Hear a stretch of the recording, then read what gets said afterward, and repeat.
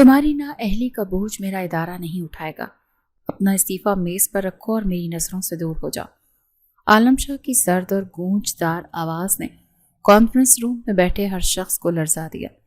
اس کی سیاہ آنکھوں میں کسی قسم کی ہمدردی یا ملال کا کوئی شائبہ تک موجود نہیں تھا۔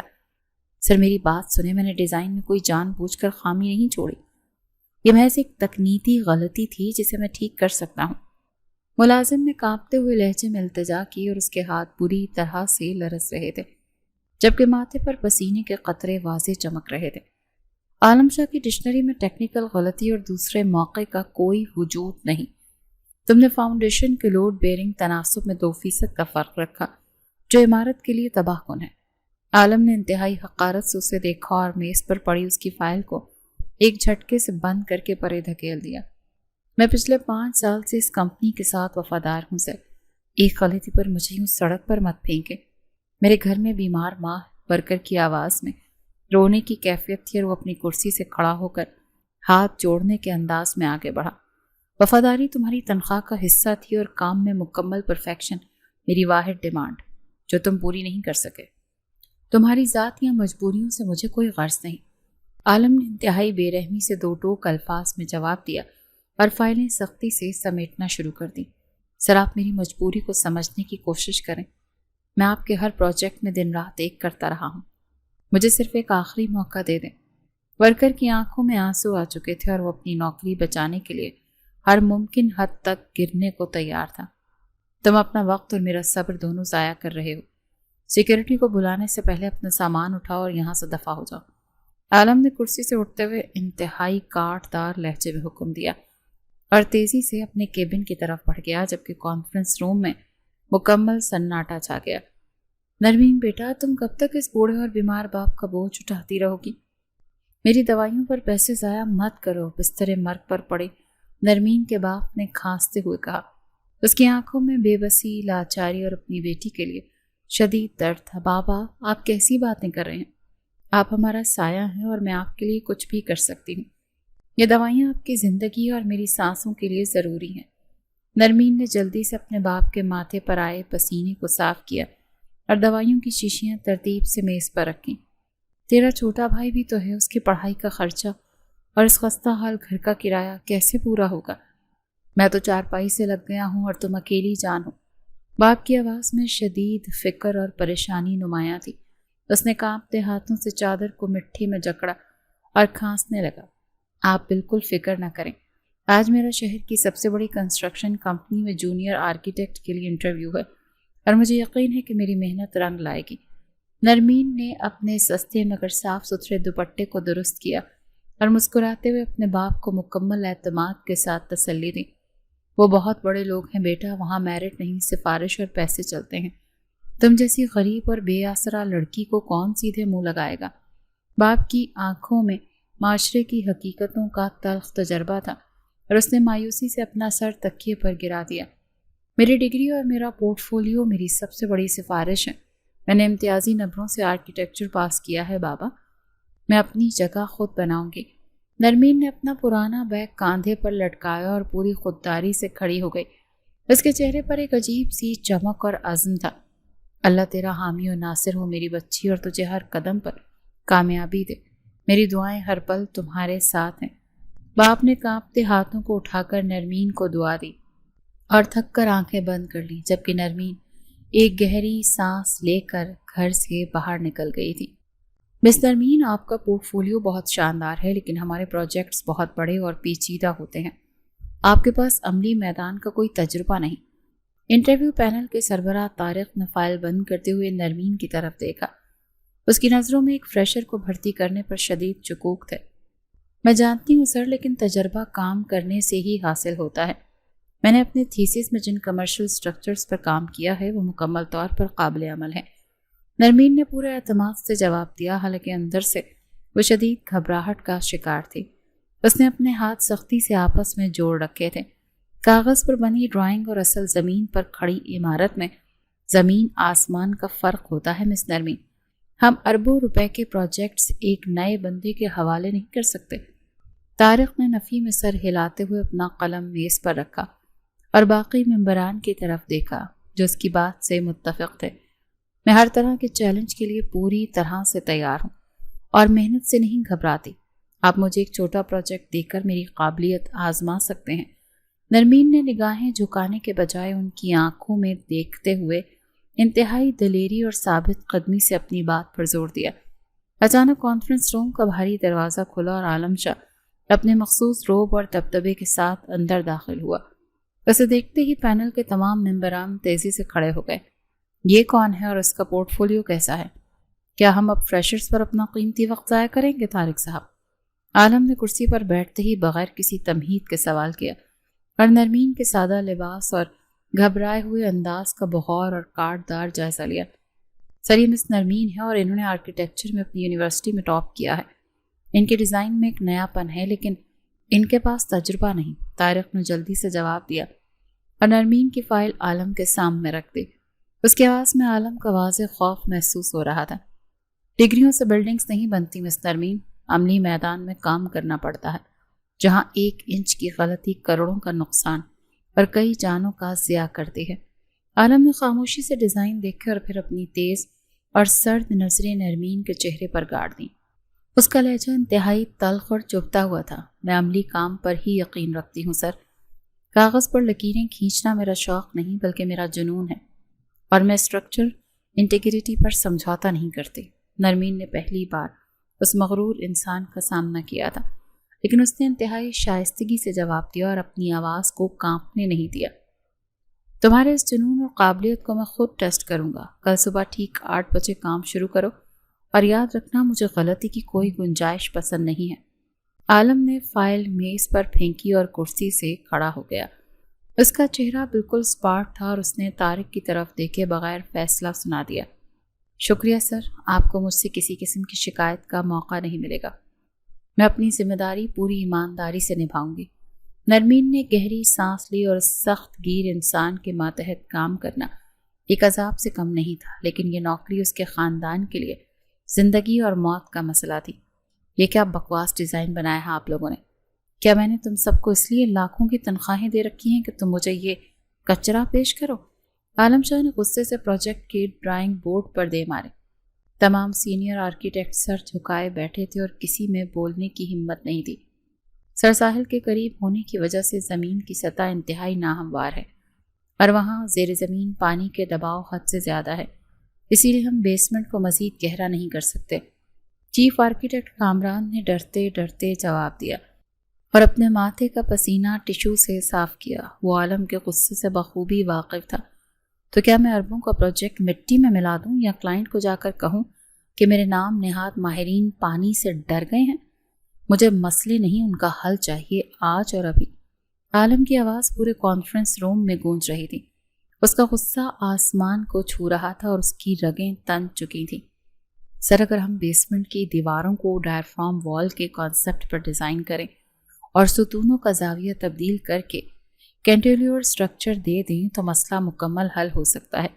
کمرے کے بالکل آخر میں بیٹھی جونیئر آرکیٹیکٹ نرمین نے اچانک خاموشی توڑی۔ سب کی حیران اور غصے سے بھری نظریں اس پر مرکوز ہو گئیں۔ باتیں بنانا اور ہوائی فائر کرنا بہت آسان ہے۔ اگر اتنا ہی پتہ ہے تو بورڈ پر آ کر نقشہ بناؤ اور مجھے تکنیکی طور پر ثابت کرو کہ اسٹرکچر پانی کا دباؤ برداشت کر لے گا۔ عالم نے سخت لہجے میں حکم دیا، لیکن اس کی آنکھوں میں ایک چمک تھی۔ وہ دیکھنا چاہتا تھا کہ یہ نو آموز لڑکی اتنے بڑے پروجیکٹ کو کیسے سنبھالتی ہے۔ نرمین اپنی جگہ سے اٹھی اور مارکر پکڑ کر بورڈ پر تیزی سے ایک نقشہ کھینچنے لگی۔ اس نے نہایت مہارت سے چند لکیروں میں دیواروں کی موٹائی اور ستونوں کے زاویے تبدیل کیے۔ یہ ڈیزائن فاؤنڈیشن کا بوجھ بھی برابری سے بانٹ دے گا اور زمین کی ناہمواری رکاوٹ نہیں بنے گی۔ ڈائرفرام وال پانی کو مکمل روکے گی اور ہم عمارت کو محفوظ طریقے سے کھڑا کر سکیں گے۔ نرمین نے مارکر میز پر رکھا اور پوری سنجیدگی سے عالم کی طرف دیکھا۔ اس کی سانس قدرے تیز تھی، لیکن وہ اپنے ڈیزائن پر مکمل یقین رکھتی تھی۔ عالم نے پہلی بار نرمین کی طرف ایک گہری اور تعریفی نگاہ سے دیکھا۔ اس کا کاروباری دماغ اس غریب لڑکی کی ذہانت اور تکنیکی مہارت کا مکمل قائل ہو چکا تھا۔ ڈیزائن قابل قبول ہے اور سائنسی لحاظ سے بالکل درست ہے۔ سینئر ٹیم آج ہی اس کی ڈیٹیلنگ پر تفصیلی کام شروع کرے اور مس نرمین اس پروجیکٹ کو براہ راست لیڈ کریں گے۔ عالم نے اپنی انا کے خول میں رہتے ہوئے صرف اتنا کہا اور اپنی فائل اٹھا لی۔ اس نے نرمین کی براہ راست تعریف نہیں کی، لیکن اسے سب سے بڑا عہدہ دے دیا۔ لیکن سر، یہ ایک جونیئر ہے، ہم اس کے ماتحت کیسے کام کر سکتے ہیں؟ ہمارا 15 سال کا تجربہ ہے اس فیلڈ میں۔ کامران نے شدید ہچکچاہٹ اور غصے سے اعتراض کیا۔ اس کے لیے ایک کل کی آئی لڑکی کے انڈر کام کرنا شدید بے عزتی تھی۔ میرے فیصلے پر سوال اٹھانے کا حق میں نے کسی کو نہیں دیا۔ جو اس فیصلے کو نہیں مانتا وہ اپنا استعفیٰ HR میں جمع کروا دے۔ میٹنگ برخاست۔ عالم نے انتہائی کاٹ دار اور حتمی لہجے میں جواب دیا اور کمرے سے باہر نکل گیا۔ وہ اندر ہی اندر نرمین کی خودداری اور ذہانت سے شدید متاثر ہو رہا تھا۔ بھائی کہاں ہیں آپ؟ میں پچھلے 20 منٹ سے باہر آپ کا انتظار کر رہی ہوں اور آپ کے 2 ٹکے کے گارڈز مجھے اندر آنے سے روک رہے ہیں۔ زویا کمپنی کے ہیڈ کوارٹر میں طوفان کی طرح داخل ہوئی اور سیدھا عالم کے کیبن کا دروازہ کھول دیا۔ اس کے چہرے پر شدید غصہ اور نخوت تھی۔ زویا، تم جانتی ہو میں دفتری اوقات میں کام کے علاوہ کسی سے ملنا پسند نہیں کرتا۔ تم بغیر بتائے کیوں آئی ہو اور گارڈز اپنا کام کر رہے ہیں؟ عالم نے لیپ ٹاپ کی اسکرین سے نظریں ہٹائیں، لیکن اس کی سرد آواز میں اپنی اکلوتی سوتیلی بہن کے لیے ایک عجیب سی نرمی اور لاڈ تھا۔ آپ تو مجھ سے پیار ہی نہیں کرتے، سارا دن بس ان کاغذوں اور فائلوں میں الجھے رہتے ہیں۔ مجھے آج ہی نئی اسپورٹس کار چاہیے، میری پرانی کار کا ماڈل آؤٹ ڈیٹ ہو گیا ہے۔ زویا نے ضدی بچوں کی طرح منہ بناتے ہوئے قیمتی صوفے پر قدم رکھے اور چاروں طرف نظر دوڑائی۔ وہ ایک انتہائی بگڑی ہوئی اور ضدی لڑکی تھی۔ یہ کس کا کام ہے جسے آپ اتنے فوکس اور مسکراہٹ کے ساتھ دیکھ رہے ہیں؟ آپ تو کبھی کسی کے کام سے مطمئن ہی نہیں ہوتے اور نہ اتنی دلچسپی لیتے۔ زویا نے لیپ ٹاپ کی اسکرین پر چلنے والی 3D پریزنٹیشن دیکھی اور اس کے کونے میں نرمین کا نام جگمگا رہا تھا۔ اس کی تیوریاں فوراً چڑھ گئیں۔ یہ ہماری نئی جونیئر آرکیٹیکٹ ہے، نرمین۔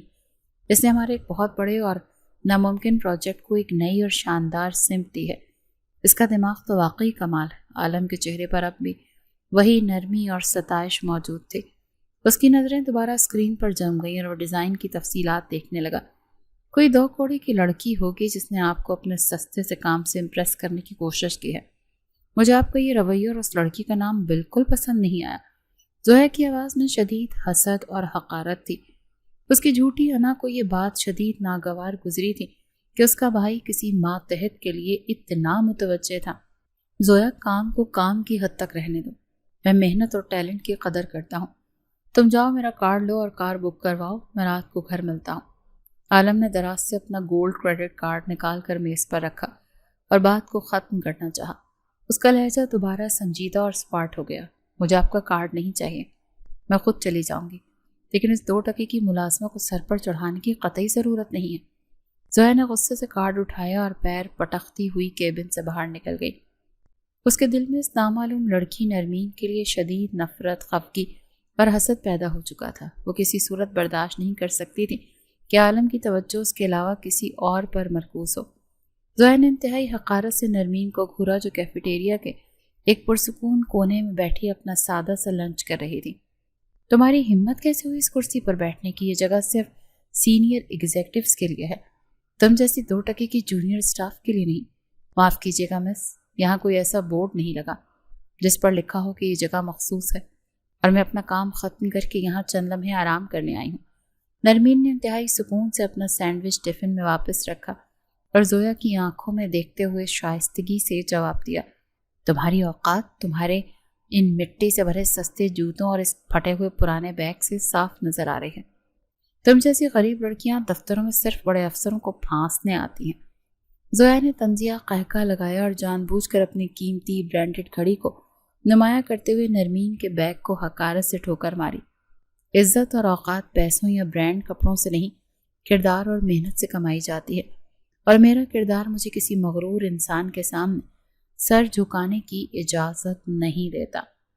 نرمین نے اپنا بیگ فرش سے اٹھایا، اسے جھاڑا اور بغیر کسی غصے کے انتہائی مضبوط اور کاٹ دار لہجے میں زویا کو جواب دیا، تمہاری زبان بہت چلتی ہے، تم جانتی نہیں ہو کہ میں کون ہوں۔ میں عالم شاہ کی بہن اور 1 منٹ میں تمہیں اس کمپنی سے دھکے مار کر نکلوا سکتی ہوں۔ زویا کا چہرہ غصے اور بے عزتی کے احساس سے سرخ ہو گیا۔ اس نے اپنی مٹھیاں بھینچ لیں اور دھمکی آمیز لہجے میں چیخے، میں یہاں مسٹر عالم شاہ کی قابلیت کی بنیاد پر بھرتی ہوئی ہوں، کسی کی خیرات پر نہیں۔ اگر میرا کام خراب ہوا تو میں خود چلی جاؤں گی، آپ کو دھکے دینے کی ضرورت نہیں پڑے گی۔ نرمین نے اپنا ٹفن بیگ میں رکھا اور پوری خودداری سے کھڑی ہو کر زویا کے پاس سے گزرتے ہوئے باہر کی طرف چل پڑی۔ میں تمہارا وہ حشر کروں گی نا کہ تم ساری زندگی یاد رکھو گی۔ تم نے زویا شاہ سے دشمنی مول لی ہے، اب بربادی کی خود دعوت دی ہے۔ زویا نے دانت پیستے ہوئے نرمین کی پوست کو دیکھا۔ اس کی جھوٹی انا کو نرمین کا یہ جواب کسی خنجر کی طرح لگا تھا۔ اس نے دل میں نرمین کو کچلنے کی قسم کھا لی۔ آپ ہی آج کالج سے واپسی پر بس میں بہت رش تھا، کسی نے جیب سے میرا بٹوا اور ہاتھ سے گھڑی اتار لی، مجھے تو پتہ ہی نہیں چلا۔ نرمین کے چھوٹے بھائی نے سر جھکائے ہوئے انتہائی اداسی سے کہا۔ جب نرمین شام کو تھکی ہاری گھر پہنچی، او میرے خدایا، اس بٹوے میں تو تمہارا کالج کا کارڈ اور کچھ پیسے بھی تھے، تم اپنا دھیان کیوں نہیں رکھتے؟ نرمین نے پریشانی سے اپنے ماتھے پر ہاتھ مارا اور صوفے پر بیٹھ گئی۔ یہ ان کے لیے ایک نیا مالی نقصان تھا۔ پیسے تو کم تھے، لیکن مجھے بابا کی دی ہوئی وہ گھڑی جانے کا بہت دکھ ہے۔ میں نے تھانے میں رپورٹ تو کروا دی، لیکن پولیس والے ہنس رہے تھے۔ بھائی کی آنکھوں میں آنسو تھے۔ اس نے اپنے خالی ہاتھ کو دیکھا جہاں صبح تک وہ پرانی مگر قیمتی گھڑی موجود تھی۔ کوئی بات نہیں، تم دل چھوٹا مت کرو، میں کل ہی تمہیں نیا کارڈ بنوانے کے پیسے دے دوں گی اور گھڑی بھی ہم نئی لے لیں گے، بس تم اپنی پڑھائی پر توجہ دو۔ نرمین نے اپنے بھائی کے کاندھے پر پیار سے ہاتھ رکھا اور اسے تسلی دی، حالانکہ اندر سے وہ خود بھی پیسوں کی تنگی کی وجہ سے پریشان تھی۔ تم فکر مت کرو آپی، میں اب سے بہت دھیان رکھوں گا اور کل ہی کالج کی انتظامیہ کو نئے کارڈ کی درخواست دے دوں گا۔ بھائی نے اپنے آنسو صاف کیے اور کتابیں اٹھا کر اپنے کمرے میں چلا گیا، جبکہ نرمین اگلے دن کے پروجیکٹ کے بارے میں سوچنے لگی۔ کام ہو گیا میڈم، وہ لڑکا بس میں تھا اور میرے آدمیوں نے بڑی صفائی سے اس کا بٹوا اور وہ پرانی گھڑی نکال لی۔ شہر کے ایک سنسان اور تاریک گودام میں کھڑے ایک بدماش نے زویا کے سامنے کھڑے ہو کر انتہائی مکروہ اور مسکراہٹ کے ساتھ اطلاع دی۔ بہت خوب، مجھے وہ بٹوا اور گھڑی دکھاؤ، کوئی گڑبڑ تو نہیں ہوئی نا؟ اس لڑکے کو مجھ پر یا تم پر کوئی شک تو نہیں ہوا؟ زویا نے اپنی سیاہ چادر کو درست کیا اور بے صبری سے ہاتھ آگے بڑھایا۔ اس کی آنکھوں میں انتقام کی آگ بھڑک رہی تھی۔ یہ میڈم، اس میں اس کا شناختی کارڈ بھی موجود ہے اور اسے بالکل شک نہیں ہوا۔ اسے کام اور واردات سمجھ رہا ہے۔ بدماش نے ایک خستہ حال بٹوا اور ایک پرانی گھڑی زویا کے ہاتھ پہ رکھی اور اپنے پیسوں کے انتظار میں اسے دیکھنے لگا۔ یہ لو تمہارے 50,000 اور اب تمہیں میرا ایک اور بہت اہم کام کرنا ہے، جس کے بدلے میں تمہیں مزید 5 لاکھ روپے دوں گی۔ زویا نے اپنے پرس سے نوٹوں کی گڈی نکال کر بدماش کے منہ پر ماری اور کارڈ کو بغیر دیکھتے ہوئے ایک بھیانک مسکراہٹ کے ساتھ بولی، 5 لاکھ کے لیے تو میں کسی کی جان بھی لے سکتا ہوں میڈم، آپ بس حکم کریں کہ کسے ٹھکانے لگانا ہے۔ بدماش کی آنکھوں میں لالچ چمک اٹھا اور اس نے جھک کر پیسے اٹھاتے ہوئے انتہائی فرما برداری سے پوچھا، کسی کی جان نہیں لینی ہے، بلکہ تم نے کل رات مجھ پر حملہ کرنا ہے، ایک ایسا حملہ جو بالکل اصلی لگے اور اس میں یہ چیزیں جائے وقوع پر گرانی ہیں۔ زویا نے انتہائی شفاقی سے اپنا منصوبہ بتانا شروع کیا۔ اس کی آواز میں کسی قسم کا کوئی خوف یا پچھتاوا نہیں تھا۔ مجھ پر حملہ؟ آپ پر میڈم؟ اگر آپ کے بھائی عالم شاہ کو پتہ چل گیا تو مجھے زندہ زمین میں گاڑ دے گا، میں یہ خطرہ نہیں لے سکتا۔ بدماش نے عالم شاہ کا نام سنتے ہی خوف سے 2 قدم پیچھے ہٹائے۔ اس کے ماتھے پر پسینہ آ گیا۔ تمہارا کام صرف اندھیرے میں مجھ پر جھپٹنا، میرے کپڑے پھاڑنا اور یہ چیزیں گرا کر وہاں سے غائب ہونا ہے۔ عالم شاہ تک تم کبھی نہیں پہنچو گے۔ زویا نے اسے سختی سے گھورا اور اپنے پرس سے مزید 1 لاکھ نکال کر اس کی طرف بڑھائے، اسے قائل کرنے کی کوشش کی۔ لیکن میڈم، اس سے کیا ہوگا؟ اس لڑکے کا کارڈ اور گھڑی گرا کر آپ کو کیا حاصل ہوگا؟ وہ تو ایک غریب سا طالب علم ہے۔ بدماش نے پیسے پکڑتے ہوئے الجھن سے پوچھا۔ اسے سمیر زادی کی دماغی فطور کی سمجھ نہیں آ رہی تھی۔ تمہیں اس سے غرض نہیں ہونی چاہیے کہ مجھے کیا حاصل ہوگا۔ میرا مقصد اس لڑکی کی بہن کو برباد کرنا ہے اور یہ کارڈ اس کے خاندان کی موت کا پروانہ بنے گا۔ زویا نے اپنے دانت پیستے ہوئے انتہائی زہریلے لہجے میں جواب دیا۔ اسے نرمین کے کیفیٹیریا والی باتیں اور اس کی خودداری یاد آ رہی تھی۔ ٹھیک ہے میڈم، کل رات شہر کے باہر والی سنسان سڑک پر میں اپنے 2 لڑکوں کے ساتھ موجود ہوں گا، آپ بس وقت بتا دیجیے گا۔ بدماش نے لالچ کے ہاتھوں مجبور ہو کر حامی بھر لی اور پیسے گنتے ہوئے اپنی مکروہ ہنسی ہنسا۔ رات ٹھیک 10 بجے میں اپنی سپورٹس کار میں وہاں سے گزروں گی تو انہیں کار کے آگے موٹر سائیکل کھڑی کرنی ہے اور باقی ڈرامہ میرے اسکرپٹ کے مطابق ہوگا۔ زویا نے اسے آخری ہدایات دیں اور اپنی کار کی طرف پلٹ گئی۔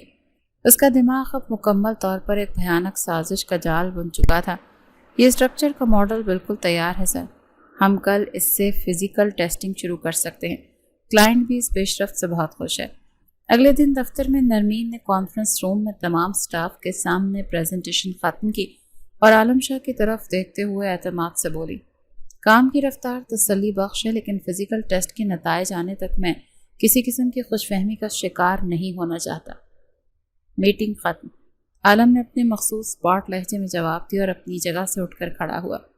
اس نے پچھلی رات کے واقعے کو مکمل طور پر نظر انداز کر رکھا تھا۔ آپ نے بہت شاندار کام کیا ہے مس نرمین، پچھلے کئی مہینوں سے یہ پروجیکٹ رکا ہوا تھا، آپ نے واقعی کمال کر دیا۔ میٹنگ کے بعد کامران نے نرمین کے پاس آ کر اس کی تعریف کی۔ وہ اب نرمین کی قابلیت کا دل سے قائل ہو چکا تھا۔ شکریہ کامران صاحب، یہ سب پوری ٹیم کی محنت کا نتیجہ ہے، میں اکیلی تو کچھ بھی نہیں کر سکتی تھی۔ نرمین نے انتہائی انکساری سے جواب دیا اور اپنی فائلیں سمیٹنے لگی۔ اسے اپنے گھر جانے کی جلدی تھی۔ اس وقت رات کے 10 بجنے والے تھے اور شہر کے باہر سڑک پہ مکمل طور پر سناٹا تھا، سنسان اور تاریک گلیاں جہاں دور دور تک کوئی آبادی نہیں تھی۔ زویا نے اپنی کار کی رفتار کم کی اور شیشے سے باہر اندھیرے میں دیکھنے لگی۔ اس کا دل تیزی سے دھڑک رہا تھا لیکن انتقام کی آگ ہر خوف پر غالب آ گئی تھی۔ اچانک 2 موٹر سائیکلوں نے تیزی سے کار کو اوورٹیک کیا اور بالکل سامنے آ کر بریک لگا دی، جس سے زویا کو ایمرجنسی بریک مارنی پڑی۔ گاڑی سے باہر نکلو میڈم، ورنہ میں شیشہ توڑ کر تمہیں باہر کھینچ لوں گا۔ بدماش نے لوہے کے راڈ سے کار کے شیشے پر زور سے وار کیا اور چیختے ہوئے زویا کو باہر نکلنے کا اشارہ کیا۔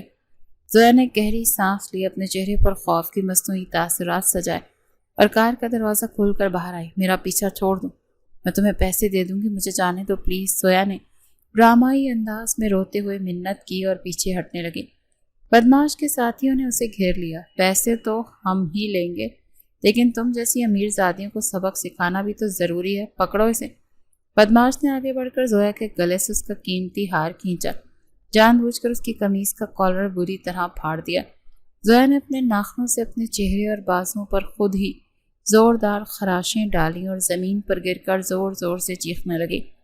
بدماش نے زویا کے قریب جھک کر اس کے کان میں کہا، کام ہو گیا میڈم، میں نے اس لڑکے کا کارڈ اور گھڑی کار کے ٹائر کے پاس گرا دی ہے، یہاں سے بھاگو جلدی، اس سے پہلے کہ کوئی گاڑی ادھر آ جائے۔ زویا نے نرمین پر پڑے پڑے اس کی سرگوشی میں حکم دیا اور دوبارہ سے رونے اور چیخنے کی اداکاری شروع کر دی۔ بدماش اور اس کے ساتھی تیزی سے اپنی موٹر سائیکلوں پر بیٹھے اور اندھیرے میں غائب ہو گئے، جبکہ زویا مٹی میں لت پت روتی رہی۔ کچھ دیر بعد زویا نے بمشکل اٹھ کر اپنی کار سٹارٹ کی، انتہائی تیز رفتاری سے اپنے خاندانی حویلی کی طرف روانہ ہو گئی۔ عالم شاہ اپنی اسٹڈی روم میں بیٹھا ایک بین الاقوامی پروجیکٹ کی فائل پڑھ رہا تھا جب حویلی کے بیرونی دروازے پر شدید شور مچ گیا۔ کیا مصیبت ہے یہ گارڈ کو بھی، میں نے کتنی بار کہا ہے کہ مجھے رات کے وقت حویلی میں مکمل خاموشی چاہیے۔ عالم نے غصے سے فائل بند کی اور دروازے کی طرف بڑھا۔ اسے باہر سے زویا کی روتی ہوئی آوازیں آ رہی تھیں، بھائی مجھے بچا لو، بھائی وہ لوگ مجھے مار ڈالتے، میں بہت مشکل سے جان بچا کر آئی ہوں۔ زویا حویلی کے لاؤنج میں داخل ہوئی، اس کے کپڑے پھٹے ہوئے تھے اور چہرے پر خراشیں تھیں اور وہ بری طرح سے دھاڑے مار کر رو رہی تھی۔ زویا یہ کیا حالت ہے تمہاری، کس نے کیا یہ؟ بتاؤ تم ٹھیک تو ہو؟ عالم شاہ نے اپنی بہن کو اس خوفناک حالت میں دیکھا تو اس کے قدم وہیں جم گئے اور اس کی سرد آنکھوں میں شدید وحشت اور پریشانی ابھر آئی۔ میں سڑک سے گزر رہی تھی کہ کچھ غنڈوں نے میری کار روک لی، انہوں نے مجھے اغوا کرنے کی کوشش کی اور مجھ پر ہاتھ اٹھایا۔ زویا نے دوڑ کر عالم شاہ کو گلے لگایا اور اس کے سینے میں منہ چھپا کر جھوٹی ہچکیاں لیتے ہوئے رونے لگی اور من گھڑت واقعہ بیان کیا۔ کس کی اتنی جرت ہوئی ہے کہ اس نے عالم شاہ کی بہن کی طرف آنکھ اٹھا کر بھی دیکھا؟ میں ان کی نسلیں مٹا دوں گا۔ گارڈز کو بلاؤ۔ عالم شاہ کی آواز غصے سے کانپ رہی تھی۔ اس نے زویا کو خود سے الگ کیا اور اس کے زخموں کو دیکھ کر اس کا خون کھولنے لگا۔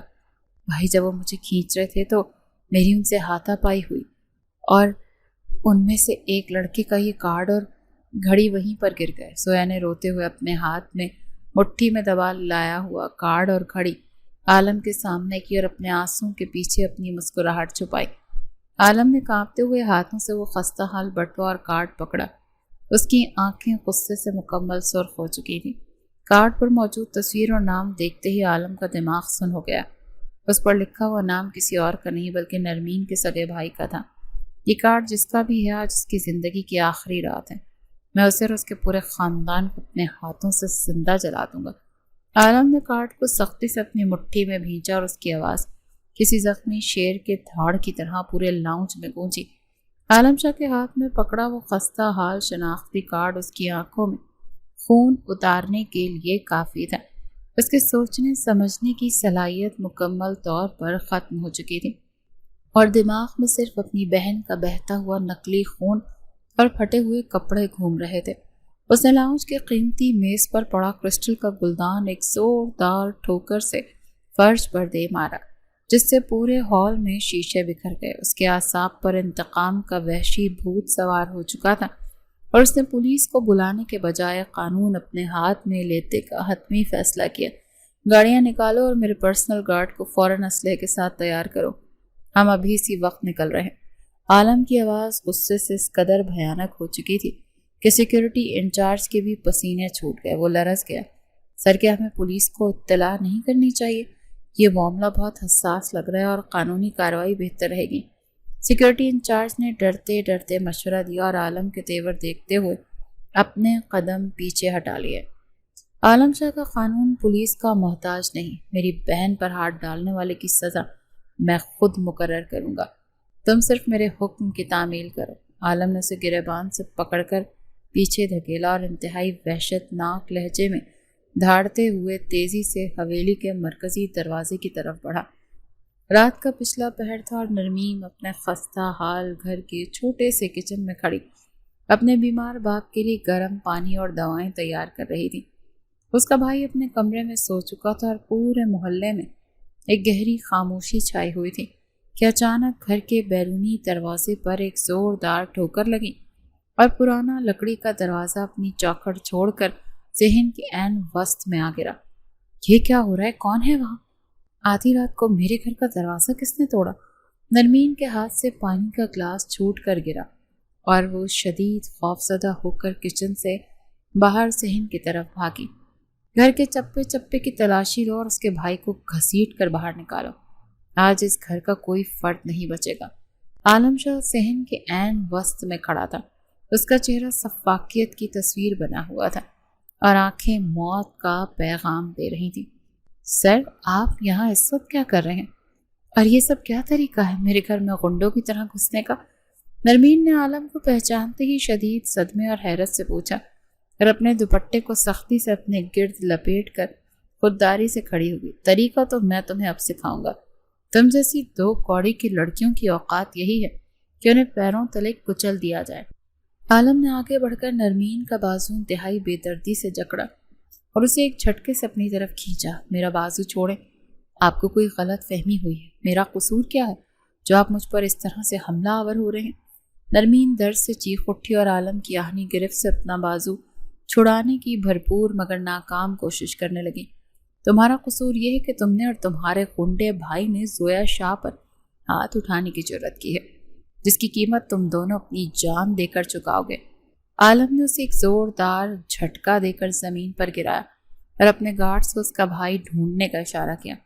خدا کے لیے میری بچی کو چھوڑ دو، ہم غریب اور بے آسرا لوگ ہیں، ہم نے کسی کا کیا بگاڑا ہے؟ آپ کون ہیں؟ نرمین کا بیمار باپ کھانستا ہوا چارپائی سے گرتے پڑتے باہر آیا اور ہاتھ جوڑ کر عالم کے سامنے گڑ گڑانے لگا۔ آپ اپنے اس مگرمچھ کے آنسوں کو اپنے پاس رکھو بھٹے۔ تمہاری اس معصوم بیٹی اور بیٹے نے میری بہن کو سڑک پر نوچا ہے، میں ان کی لاشیں گراؤں گا۔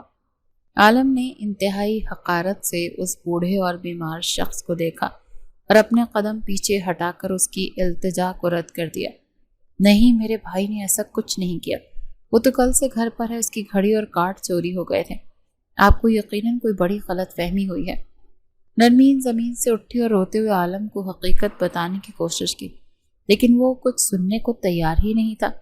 کہانی بنانا بند کرو، اس کارڈ اور گھڑی نے ہی تمہارا جرم ثابت کیا ہے، اسے اٹھاؤ اور میری گاڑی میں پھینکو۔ عالم نے گارڈز کو حکم دیا اور نرمین کی چیخو پکار کو مکمل طور پر نظر انداز کر کے باہر کی طرف مڑ گیا۔ آپ ہی کو چھوڑ دو، تم لوگ کون ہو؟ میں پولیس کو بلاؤں گا اگر تم نے میری بہن کو ہاتھ لگایا تو، مجھ سے برا کوئی نہیں ہوگا۔ نرمین کا بھائی کمرے سے باہر بھاگا، لیکن 2 گارڈز نے اسے فوراً سے دبوچ لیا اور اس کے منہ پر ایک زوردار مکے مارے۔ اس لڑکے کو یہیں باندھ کر مارو جب تک کہ میں اس لڑکی کا حساب برابر کر کے واپس نہ آؤں، اسے مرنے مت دینا۔ عالم نے سفاکی سے حکم دیا اور خود آگے بڑھ کر نرمین کو بالوں سے کھینچتا ہوا گھر سے باہر گلی میں لے آیا۔ خدا کا واسطہ میرے بھائی کو مت مارے، وہ معصوم ہے۔ آپ مجھ سے جو چاہے بدلہ لے لیں، اسے چھوڑ دیں، اس کی جان نکل جائے گی۔ نرمین عالم کے پیروں میں گر گئی اور شدت غم سے اس کی آواز پھٹ رہی تھی، لیکن عالم کا دل مکمل پتھر ہو چکا تھا۔ تمہاری باری بھی آئے گی، ابھی تو میں تمہیں وہ جہنم دکھاؤں گا جس کا تم تصور بھی نہیں کر سکتی۔ اٹھو یہاں سے۔ عالم نے اسے زبردستی اٹھا کر اپنی سیاہ گاڑی کی پچھلی نشست پر دھکا دیا اور خود ڈرائیونگ سیٹ پر بیٹھ کر گاڑی دیوانہ وار دوڑا دی۔ گاڑی انتہائی تیز رفتاری سے شہر کی سنسان سڑکوں کو چیرتی ہوئی عالم شاہ کی خاندانی حویلی کے اس پرانے حصے کی طرف بڑھ گئی جو سالوں سے ویران تھا۔ نرمین پچھلی نشست پر خوف سے کانپ رہی تھی اور اس کی آنکھوں میں مسلسل آنسو بہہ رہے تھے۔ اس کا دمہ اس شدید صدمے اور وحشت کی وجہ سے بگڑنے لگا اور سانس تیزی سے اکھڑ رہی تھی۔ سر پلیز میری بات سنیں، مجھ پر اعتبار کریں۔ میں نے یا میرے خاندان نے آپ کی بہن کو کوئی نقصان نہیں پہنچائی، یہ ہمارے خلاف کوئی سازش ہے۔ نرمین نے روتے ہوئے اس کی طرف جھک کر عالم شاہ کو قائل کرنے کی آخری اور بے بس کوشش کی۔ چپ کر جاؤ ورنہ میں تمہاری زبان کھینچ لوں گا۔ تم جیسی نیچ عورت کی زبان سے ایک لفظ سننا میرے لیے گناہ ہے۔ عالم نے اسٹیئرنگ وہیل پر زور سے ہاتھ مارا اور بغیر پیچھے دیکھے انتہائی بھیانک اور گونجدار آواز میں دھاڑا۔ گاڑی ایک پرانی اور ویران عمارت کے سامنے رکی جہاں گھپ اندھیرا تھا۔ عالم نے گاڑی کا دروازہ کھولا اور نرمین کو بازو سے پکڑ کر باہر کھینچ لیا۔ اسے بے دردی سے گھسیٹتا ہوا تہہ خانے کی ان پرانی سیڑھیوں کی طرف لے گیا جہاں برسوں سے کسی انسان نے قدم نہیں رکھا تھا۔ مجھے اندھیرے سے ڈر لگتا ہے، خدا را مجھے یہاں مت لے کر جائیں، میری سانس رک رہی ہے، مجھ پر رحم کریں، میں بے گناہ ہوں۔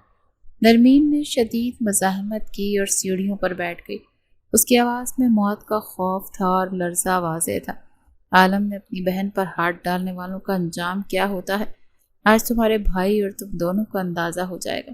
یہ کہتے عالم نے اپنی جیب سے ایک چوڑی ٹکٹ ٹیپ نکالی، بے دردی سے روتی تڑپتی نرمین کے منہ پر مضبوطی سے چڑھا دی۔ اس نے نرمین کو کاندھے سے پکڑ کر تہہ خانے کے گھپ اندھیرے میں زور سے دھکا دے دیا۔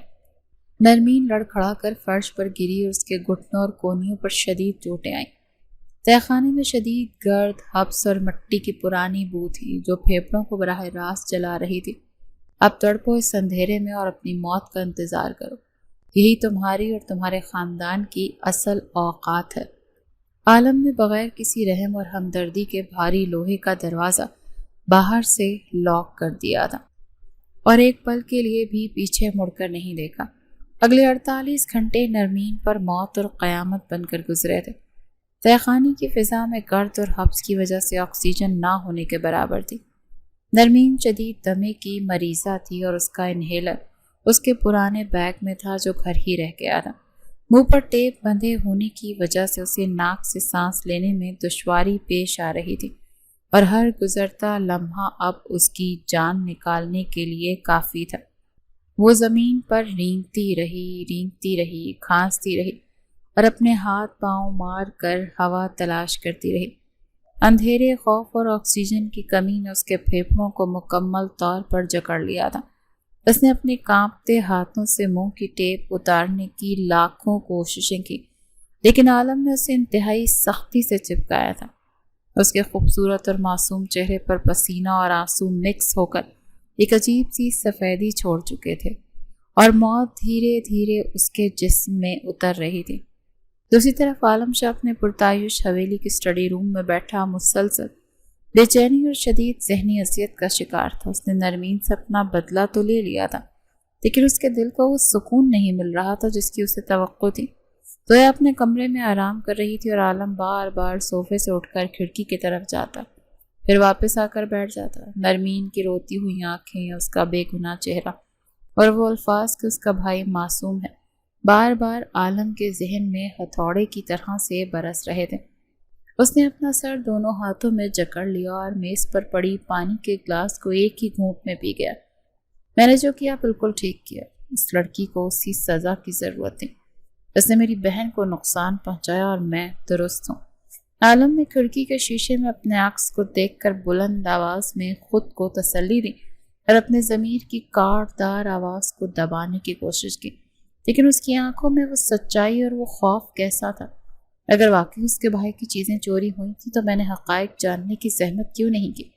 میں اتنا اندھا کیسے ہو گیا؟ ضمیر کی آواز پھر سے ابھری اور عالم نے جھنجھلا کر اپنا پیپر ویٹ دیوار پر دے مارا، جو ٹکڑے ٹکڑے ہو کر گر گیا۔ یہ ایک عجیب سی اور ناقابل بیان کیفیت تھی جس نے اس کی نیند اور بھوک اڑا دی تھی۔ وہ انتقام کی آگ میں اندھا تو ہو گیا تھا، لیکن اس کا دماغ اب غیر ارادی طور پر ان پہلوؤں پر سوچنے لگا تھا جنہیں اس نے غصے میں مکمل طور پر نظر انداز کر دیا تھا۔ اسے نرمین کے دفتر میں کی گئی محنت، اس کی خودداری اور اس کے کام سے جنون یاد آنے لگا جو کسی مجرم کے تاثرات نہیں ہو سکتے تھے۔ سر، آپ پچھلے 2 دن سے سوئے نہیں ہیں اور نہ ہی کچھ کھایا ہے۔ کیا میں آپ کے لیے بلیک کافی لے آؤں؟ حویلی کے پرانے ملازم نے ڈرتے ڈرتے دروازے سے اندر جھانکتے ہوئے انتہائی ادب سے پوچھا تھا۔ بکواس بند کرو اور میرے کمرے کے آس پاس بھی مت پھٹکنا۔ مجھے مکمل اکیلا چھوڑ دو۔ میں کسی کی ہمدردی کی ضرورت نہیں۔ عالم نے اس پر شدید غصہ اتارا اور دروازہ اندر سے سختی سے لاک کر لیا۔ اس کا دم گھٹ رہا تھا جیسے اسے خود کسی تہہ خانے میں قید کر دیا گیا۔ عالم شاہ اپنے اسٹڈی روم میں سر پکڑ کر بیٹھا تھا جب اس کا پرانا اور انتہائی وفادار سیکرٹری قاسم بغیر اجازت دروازہ کھول کر اندر داخل ہوا۔ اس کے چہرے پر شدید ہوائیاں اڑی ہوئی تھیں اور ہاتھ میں ایک آڈیو ریکارڈنگ اور کچھ بینک کی رسیدیں موجود تھیں۔ سر، مجھے معاف کر دیں لیکن یہ معاملہ آپ کی جان اور عزت سے بڑھ کر تھا، اسی لیے میں نے آپ کے احکامات کی خلاف ورزی کرتے ہوئے کچھ معلومات نکلوائی ہیں۔ قاسم نے کانپتے ہاتھوں سے وہ ریکارڈ اور رسیدیں عالم کی میز پر رکھیں اور 2 قدم پیچھے ہٹ گیا۔ تمہاری ہمت کیسے ہوئی میرے کمرے میں اس طرح سے گھسنے کی؟ میں نے سختی سے منع کیا تھا نا کہ مجھے کوئی ڈسٹرب نہ کرے۔ عالم نے غصے سے اسے گھورا، لیکن قاسم کی گھبراہٹ اور چہرے کی زردی دیکھ کر وہ خاموش ہو گیا۔ سر، صرف ایک بار اس ریکارڈ کو سن لیں، آپ کو اس رات کی ساری حقیقت اور سازش سمجھ میں آ جائے گی جو زویا بی بی نے رچی ہے۔ قاسم نے اپنی نوکری کی پرواہ کیے بغیر مضبوط لہجے میں کہا اور آگے بڑھ کر ریکارڈ کا پلے بٹن دبا دیا۔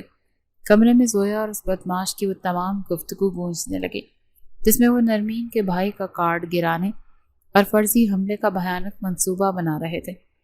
تم نے کام ویسے ہی کیا جیسے میں نے کہا تھا۔ میرا بھائی اس وقت غصے میں پاگل ہو رہا ہے اور مجھے یہی چاہیے تھا۔ ریکارڈنگ میں زویا کی آواز انتہائی شفاف اور خوشی سے لبریز تھی جسے سن کر عالم کے رونگٹے کھڑے ہو گئے۔ جی میڈم، میں نے اس لڑکے کا شناختی کارڈ اور گھڑی بالکل آپ کی گاڑی کے ٹائر کے پاس گرائی تھی۔ کسی کو مجھ پر رتی برابر بھی شک نہیں ہوا۔ بدماش کی مکروہ ہنسی آڈیو میں صاف سنائی دے رہی تھی، ساتھ ہی نوٹ گننے کی آوازیں بھی آ رہی تھیں۔ بہت خوب، اب عالم شاہ اس 2 کوڑی کی لڑکی اور اس کے خاندان کو اپنے پیروں تلے کچل دے گا اور میری بے عزتی کا حساب پورا ہو جائے گا۔ زویا کا زہریلا قہقہا ریکارڈنگ کے آخری حصہ تھا جس کے بعد ریکارڈ میں مکمل خاموشی چھا گئی۔ سچائی جان کر عالم کا دماغ پھٹنے لگا۔ اسے اپنا آپ ایک وحشی درندہ لگنے لگا۔ اسی لمحے اس کے ذہن میں ایک دھماکہ ہوا کہ نرمین شدید دمے کی مریضہ ہے اور اس نے دفتر میں کئی بار نرمین کو انہیلر استعمال کرتے دیکھا تھا۔ تہہ خانے کی گرد اور حبس کا خیال آتے ہی اس کی جان نکلنے لگی۔ گاڑی نکالو فوراً، اس نے سرخ آنکھوں سے دھاڑا۔ دیوانہ وار بیسمنٹ کی جانب بھاگا۔ اسے لگا جیسے اس کے پیروں تلے سے زمین نکل گئی ہو۔ عالم کی سیاہ گاڑی شہر کی ویران سڑکوں پر کسی طوفان کی طرح اڑ رہی تھی اور اس کا دل پسلیوں سے ٹکرا کر باہر آنے کو بےتاب تھا۔ اگر اسے کچھ ہو گیا تو میں ساری زندگی خود کو معاف نہیں کر سکوں گا۔ میں نے بغیر سوچے سمجھے ایک معصوم انسان کی جان لینے کی کوشش کی ہے۔ عالم نے اسٹیئرنگ وہیل کو اتنی سختی سے جکڑا ہوا تھا کہ اس کی انگلیوں کے جوڑ سفید پڑ چکے تھے اور اس کی آنکھوں سے وحشت برس رہی تھی۔ گاڑی ایک جھٹکے سے پرانی حویلی کے بیرونی دروازے پر رکی اور عالم دروازہ کھلا چھوڑ کر دیوانہ وار تہہ خانے کی طرف دوڑا۔ عالم نے کانپتے ہاتھوں سے لوہے کا بھاری دروازہ کھولا۔ موبائل کی روشنی میں اس نے دیکھا کہ نرمین دیوار کے ساتھ گردن ڈھلکائے بے ہوش پڑی تھی۔ اس کے خوبصورت چہرے پر آنسوں کے گہرے اور خشک نشان موجود تھے۔ عالم نے آگے بڑھ کر اسے اپنے بازو میں اٹھایا۔ اس کا جسم برف کی طرح ٹھنڈا پڑ چکا تھا اور سانسیں نہ ہونے کے برابر تھیں۔ عالم کی آنکھوں سے آنسو بہہ نکلے۔ اسے اٹھا کر گاڑی میں ڈالتے ہوئے سیدھا اسپتال کی طرف بھاگا۔ ڈاکٹر جلدی آئے، میری جان نکال لیں، لیکن اس لڑکی کو بچا لیں، یہ میری وجہ سے اس حال تک پہنچی ہے۔ عالم نے ایمرجنسی وارڈ میں داخل ہوتے ہی دیوانہ وار چیخنا شروع کر دیا اور نرسوں نے فوراً نرمین کو اسٹریچر پر ڈالا۔ ان کی حالت انتہائی تشویشناک ہے۔ آکسیجن کی شدید کمی سے ان کے پھیپھڑے مکمل طور پر سکڑ چکے ہیں۔ ہم انہیں فوراً ICU منتقل کر رہے ہیں۔ سینئر ڈاکٹر نے نرمین کی ڈوبتی ہوئی نبض چیک کی اور عالم کو سختی سے باہر رکنے کا اشارہ کرتے ہوئے تیزی سے اندر چلے گئے۔ میں آپ کو پیسے سے تول دوں گا ڈاکٹر، لیکن اگر اسے کچھ ہوا تو میں اس اسپتال کی اینٹ سے اینٹ بھی بجا دوں گا۔ اسے سانس آنی چاہیے۔ عالم کا دماغی توازن جیسے بگڑ چکا تھا۔ وہ ایمرجنسی کے دروازے کو پیٹتے ہوئے دھاڑ رہا تھا جب گارڈ نے اسے پیچھے کیا۔ سر، آپ کو ہوش میں آنا ہوگا، یہ اسپتال ہے، آپ یہاں اس طرح سے ہنگامہ نہیں کر سکتے۔ ہم اپنا بہترین علاج کر رہے ہیں۔ ڈاکٹر نے دروازے سے سر نکال کر اسے تنبیہ کی اور دروازہ اندر سے لاک کر دیا، جبکہ عالم وہیں فرش پر گھٹنوں کے بل گر گیا۔ یا اللہ مجھ پر رحم کر دے، مجھ سے بہت بڑا گناہ ہوا ہے۔ میں نے اپنے غرور اور غصے میں ایک معصوم لڑکی کی آہیں لی ہیں، اسے زندگی دے دے۔ عالم نے پہلی بار اپنے ہاتھ آسمان کی طرف اٹھائے اور اس کی آنکھوں سے آنسوں کا ایک نہ رکنے والا سیلاب بہہ نکلا۔ کئی گھنٹے اسی اذیت میں گزر گئے اور ڈاکٹرز نے مسلسل نرمین کی جان بچانے کی جدوجہد کرتے رہے، جبکہ عالم موت اور زندگی کے درمیان لٹکا رہا۔ نرمین کو ایمرجنسی وارڈ میں شفٹ کر دیا گیا۔ عالم واپس حویلی آیا تھا۔ اس کا چہرہ غصے اور دکھ سے سیاہ پڑ چکا تھا۔ اس نے زویا کو اس کے کمرے سے نکالا اور پورے اسٹاف کے سامنے اسے اس کی خلیص سازش بے نقاب کیا۔ زویا روتی رہی، معافیا مانگتی رہی، لیکن عالم نے بغیر کسی رحم کے اسے حویلی کے دروازے سے باہر نکال دیا اور گارڈز کو حکم دیا، یہ لڑکی اب کبھی اس گھر کے اندر قدم نہ رکھے۔ بھائی مجھے معاف کر دیں، مجھ سے غلطی ہو گئی۔ وہ لڑکی مجھے میری اوقات یاد دلا رہی تھی، میں اپنی بے عزتی برداشت نہیں کر سکی۔ زویا حویلی کے بیرونی دروازے پر گر کر روتی رہی اور عالم کے پیر پکڑنے کی کوشش کی، لیکن عالم نے انتہائی نفرت سے اپنے پیر پیچھے کھینچ لیے۔ تمہاری اوقات وہی ہے جو اس نے بتائی تھی، تم ایک کھوکھلی اور گھٹیا سوچ رکھنے والی عورت ہو جس پر اپنی جھوٹی انا کے لیے ایک جان کا سودا کیا۔ عالم کی آواز میں گرج اور نفرت اس قدر شدید تھی کہ حویلی کا سارا اسٹاف خوف سے لرز رہا تھا اور کسی کی سانس نہیں نکل رہی تھی۔ میں آپ کی سکی بہن ہوں بھائی، آپ ایک سڑک چاپ اور غریب لڑکی کے لیے اپنے خون کو دھکے مار کر گھر سے نکال رہے ہیں۔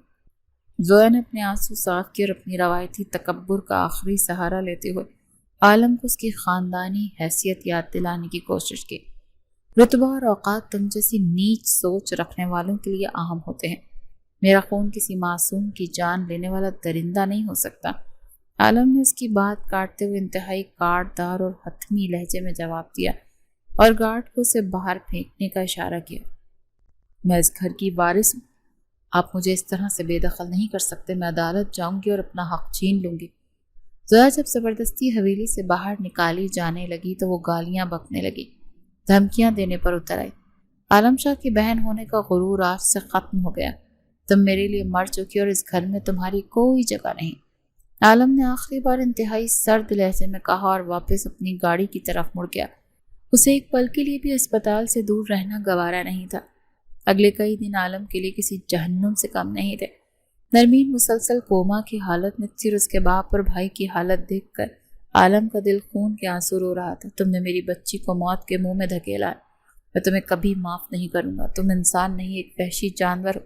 نرمین کے بیمار باپ نے اسپتال کے کوریڈور میں عالم کو دیکھتے ہی اسے گریبان پر ہاتھ ڈالا اور روتے ہوئے اسے جھنجھوڑا۔ میں ہر سزا بھگتنے کو تیار ہوں چچا جان، آپ مجھے مار لیں، مجھے جیل بھجوا دیں، لیکن مجھے بس اس کے جاگنے تک یہاں رہنے دیں۔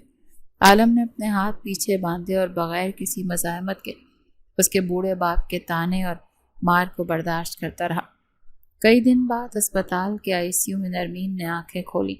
عالم اس کے بیڈ کے پاس سر جھکائے کھڑا تھا۔ نرمین نے اسے دیکھتے ہی اپنے چہرے کا رخ موڑ لیا۔ اس کی آنکھوں میں شدید نفرت اور بیزاری تھی، تو عالم نے روتے ہوئے اس کے ہاتھ پکڑنے کی کوشش کی، لیکن نرمین نے اپنا ہاتھ کھینچ لیا۔ کوئی چیخ و پکار نہیں ہوئی، صرف ایک پراسرار اور کاٹ کھانے والی خاموشی تھی جس نے عالم کو احساس دلایا کہ اس نے ایک زندہ انسان کی روح کو قتل کیا ہے۔ نرمین، مجھے معاف کر دو۔ میں جانتا ہوں میری غلطی کی کوئی معافی نہیں ہے، میں ایک درندہ بن چکا تھا، لیکن خدا را مجھ سے بات کرو، مجھے کوئی بھی سزا دے دو۔ عالم کی آواز میں شدید درد اور ندامت تھی۔ اس کی ساری انا اور غرور اس اسپتال کے کمرے میں ٹوٹ کر بکھر چکا تھا۔ میری خاموشی ہی آپ کی سزا ہے مسٹر عالم شاہ۔ آپ نے مجھ سے میری آخری سانسیں چھیننے کی کوشش کی، اب مجھے آپ سے کسی ہمدردی کی توقع نہیں۔ نرمین نے انتہائی قرائیت اور حقارت سے جواب دیا اور دوبارہ کھڑکی کی طرف دیکھنے لگی۔ اس کی آواز اب بھی بہت کمزور تھی۔ میں تمہارے ایک ایک آنسو کا قرض اتاروں گا نرمین، میں اپنی پوری زندگی تمہارے قدموں میں رکھ دوں گا، لیکن تمہیں اس طرح بکھرنے نہیں دوں گا۔ عالم نے روتے ہوئے وعدہ کیا اور اس کے بیڈ کی پائنتی کے پاس گھٹنوں کے پاس بیٹھ گیا۔ اس کا سارا روب خاک میں مل چکا تھا۔ آپ میری آخری سانسیں گن رہے تھے جب میں تہہ خانے میں تڑپ رہی تھی۔ آپ کا غرور اس وقت کہاں پر تھا جب آپ نے میرے بھائی کو غنڈہ کہا تھا؟ نرمین نے اپنی گردن موڑی اور اس کی آنکھوں سے آنسو بہنے لگے۔ اس کا ہر لفظ عالم کے دل پر نشتر کی طرح لگ رہا تھا۔ میں اندھا ہو چکا تھا، میرے دماغ پر انتقام سوار تھا۔ زویا نے وہ سازش اس قدر بھیانک طریقے سے رچی تھی کہ میں سچ نہیں دیکھ سکا۔ عالم نے سچائی بیان کی، لیکن وہ جانتا تھا کہ کوئی بھی دلیل اس کے کیے گئے ظلم کا مداوع نہیں کر سکتی۔ انتقام تو آپ لے چکے اور میری جان لے کر اپنی انا کو تسکین دے چکے، اب یہاں سے چلے جائیں اور میری نظروں سے ہمیشہ کے لیے دور ہو جائیں۔ نرمین نے انتہائی سرد اور بے روح لہجے میں کہا اور اپنی آنکھیں بند کر لیں۔ وہ اس انسان کی شکل مزید دیکھنا نہیں چاہتی تھی۔ عالم نے اپنی پوری زندگی نرمین کی معافی حاصل کرنے کے لیے وقف کر دی۔ اس نے نرمین کے باپ کا بہترین علاج کروایا اور اس کے بھائی کی اعلیٰ تعلیم کا بندوبست کیا تھا۔ وہ روزانہ نرمین کے گھر کے باہر گھنٹوں کھڑا رہتا تھا اور اس کے ہر کام میں خاموشی سے مدد کرتا تھا۔ مہینوں کی اس بے لوث خدمت، مسلسل پچھتاوے اور سچی محبت نے بالآخر اپنا اثر دکھایا۔ نرمین کا ٹوٹا ہوا اعتبار آہستہ آہستہ بحال ہونے لگا اور عالم نے اپنی انا کو مکمل طور پر ختم کر کے اسے اپنی زندگی کا لازمی حصہ بنا لیا۔ سر، آپ نے میری پڑھائی کی مکمل اخراجات اٹھا لی ہیں اور بابا کا آپریشن بھی کروا دیا۔ مجھے سمجھ نہیں آ رہا کہ میں آپ کا شکریہ کیسے ادا کروں۔ نرمین کا چھوٹا بھائی عالم کے سامنے کھڑا تھا اور اس کی آنکھوں میں احسان مندی کے آنسو تھے۔ وہ عالم کی اصلیت جاننے کے باوجود اس کی موجودگی خدمت سے متاثر تھا۔ یہ تمہارا حق ہے اور میرا فرض۔ تم بس اپنی بہن کا خیال رکھنا اور اسے خوش رکھنے کی کوشش کرنا، یہی میرا شکریہ ہوگا۔ عالم نے اس کے کاندھے پر پیار سے تھپکی دی اور اسے دعاؤں کے ساتھ رخصت کیا۔ وہ پہلے والا متکبر عالم شاہ نہیں رہا، لیکن میری بہن آپ کو کبھی دل سے معاف نہیں کرے گی۔ آپ نے اس پر بہت ظلم کیا ہے۔ اس کا دل پتھر ہو چکا۔ بھائی نے جانے سے پہلے مڑ کر عالم کو حقیقت بتائی جو وہ خود بھی پچھلے 6 ماہ سے روزانہ برداشت کر رہا تھا۔ میں جانتا ہوں، لیکن میری زندگی اب اس کی ایک معافی کے گرد گھومتی ہے۔ میں تب تک اس کے دروازے پر کھڑا رہوں گا جب تک میری جان میں جان ہے۔ عالم نے مسکراتے ہوئے انتہائی پرسکون لہجے میں جواب دیا اور اپنی گاڑی کے بونٹ سے ٹیک لگا کر دوبارہ نرمین کے گھر کی طرف دیکھنے لگا۔ یہ سودا کس نے بھیجا ہے؟ میں نے تو کسی دکان والے کو آرڈر نہیں دیا اور نہ میرے پاس اتنے پیسے ہیں کہ میں یہ سب خرید سکوں۔ نرمین نے دروازے پر کھڑے دکاندار سے حیرت سے پوچھا، جس کے ہاتھ میں مہینے بھر کا بہترین راشن اور پھل موجود تھے۔ یہ سب پیسے عالم نے ادا کر دیے ہیں باجی۔ انہوں نے خاص تاکید کی ہے کہ آپ کو کسی چیز کی کمی نہ ہو اور کوئی تکلیف نہ پہنچے۔ دکاندار سامان رکھ کر چلا گیا اور نرمین دروازے پر کھڑی دور گلی کے نکڑ پر کھڑے عالم شاہ کی سیاہ گاڑی کو دیکھتی رہ گئی تھی۔